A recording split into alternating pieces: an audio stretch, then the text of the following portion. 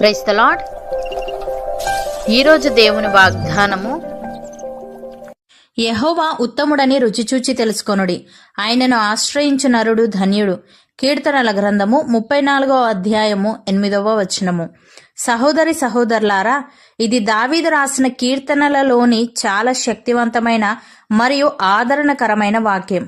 ఈ వాక్యం దేవుని స్వభావం గురించి మరియు ఆయనను నమ్ముకోవడం వల్ల కలిగే ప్రయోజనం గురించి గొప్ప నిబ్బరాన్ని ఇస్తుంది.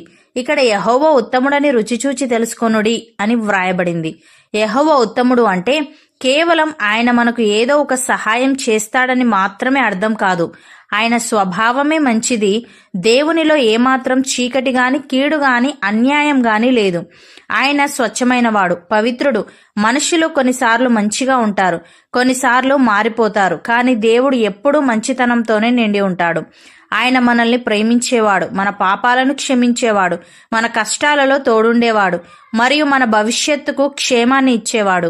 అయితే ఈ విషయాన్ని మనం రుచిచూచి తెలుసుకోవాలని వ్రాయబడింది. దేవుడు మంచివాడని కేవలం వినడం వేరు, ఆ మంచితనాన్ని స్వయంగా అనుభవించడం వేరు.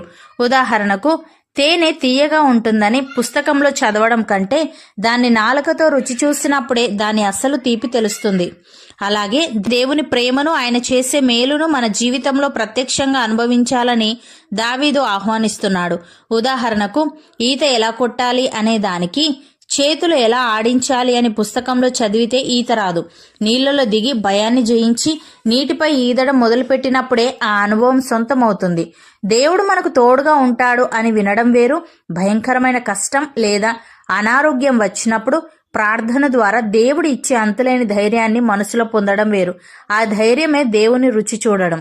అలాగే ఒక భారీ బరువును మోస్తున్నప్పుడు ఆ బరువును కింద పెట్టొచ్చు అని ఎవరైనా చెబితే వినడానికి బాగుంటుంది, కానీ బరువు తగ్గదు. ఆ బరువును నిజంగా దించివేసినప్పుడు కలిగే ఉపశమనం మాటల్లో చెప్పలేనిది.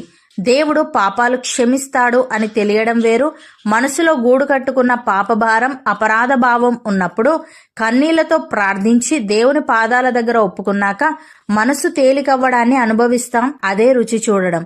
ప్రియులారా, దావీదు ఉద్దేశం ఒకటే, దేవుని గూర్చిన సిద్ధాంతాలు తెలుసుకోవడం కాదు, ఆయనతో సంబంధం కలిగి ఉండడం ముఖ్యం. ప్రార్థన అనే చెంచాతో దేవుని ప్రేమ అనే తేనెను రుచి చూడడమే నిజమైన భక్తి. అలాగే ఆయనను ఆశ్రయించిన నరుడు ధన్యుడని వ్రాయబడింది. ఆయనను ఆశ్రయించడం అంటే పూర్తిగా దేవునిపై ఆధారపడటం. సమస్యలు వచ్చినప్పుడు మనుషుల వైపు కాకుండా దేవుని వైపు చూడటం. ఉదాహరణకు, ఒక చిన్న పిల్లవాడి మీదకు వీధి కుక్క మొరుగుతూ వస్తుంది. ఆ పిల్లవాడు కుక్కతో ఫైట్ చేయడు. వెంటనే పరిగెత్తుకెళ్లి తన తండ్రి కాళ్ల వెనుక దాక్కుంటాడు. నాన్న ఉన్నాడు, ఆయన చూసుకుంటాడు అని పూర్తిగా తండ్రిపై ఆధారపడతాడు. అదే ఆశ్రయించడం. తండ్రి వెనుక ఉన్న ఆ పిల్లవాడికి ఇక భయం ఉండదు. కుక్క ఇంకా అక్కడే ఉన్నా తండ్రి తనకంటే బలవంతుడు కాబట్టి తనకు ఏమీ కాదు అనే ధైర్యంతో ఉంటాడు. ఆ భరోసాయే ధన్యత. ఇంకొక రకంగా చెప్పాలంటే ఆశ్రయించడం అంటే బాధ్యత బదిలీ అగుట. మన బరువును దేవుని భుజాల మీద వేయడమే ఆశ్రయించడం. అలా వేసినప్పుడు మనకు దొరికే నెమ్మదే అసలైన ఆనందం. కాబట్టి మీకున్న ప్రతి భారాన్ని, చింతను ఆ దేవుని పాదాల దగ్గర వదిలిపెట్టి ఆయన ఇచ్చే సమాధానాన్ని రుచి చూడండి. రుచి చూసిన వాడికి ఆ తీపి తెలుస్తుంది. పూర్తిగా నమ్మిన వాడికే దేవుని మహిమ కనిపిస్తుంది. భక్తుడు ఈ విధంగా అంటున్నాడు, దేవా, నీ కృప ఎంతో అమూల్యమైనది. నరులు నీ రెక్కల నీడను ఆశ్రయించుచున్నారు. నీ మందిరం యొక్క సమృద్ధి వలన వారు సంతృప్తి నొందుచున్నారు. నీ ఆనంద ప్రవాహములోనిది నీవు వారికి త్రాగించుచున్నావు. నీ యొద్ద జీవోపు ఊట కలదు. నీ వెలుగును పొందియే మేము వెలుగు చూచుచున్నాము అని. సహోదరి సహోదరులారా, ప్రభువు దయాళుడని మీరు రుచి చూచి ఉన్న ఎడల సమస్తమైన దుష్టత్వమును, సమస్తమైన కపటమును, వేషధారణను, అసూయను, సమస్త దూషణ మాటలను మాని క్రొత్తగా జన్మించిన శిశువులను పోలిన వారై నిర్మలమైన వాక్యమును పాలవలన రక్షణ విషయంలో ఎదుగు నిమిత్తము ఆ పాలను అపేక్షించుడి. అవును అన్నవారు నాతో పాటు ప్రార్థనలో ఏకీభవించండి. పరిశుద్ధుడా, ప్రేమగల తండ్రి, నీవు ఉత్తముడవని రుచిచూచి తెలుసుకోవాలని నిన్ను ఆశ్రయించు నరుడు ధన్యుడని నీవు సెలవిచ్చావు. తండ్రి, నీకు స్తుతులు. దేవా, నీవు ఉత్తముడవంటే కేవలం మాకు ఏదో ఒక సహాయం చేస్తావని మాత్రమే కాదు గాని నీ స్వభావమే మంచిది గనుక నీలో ఏమాత్రం చీకటి గాని, కీడు గాని, అన్యాయం గాని లేదు.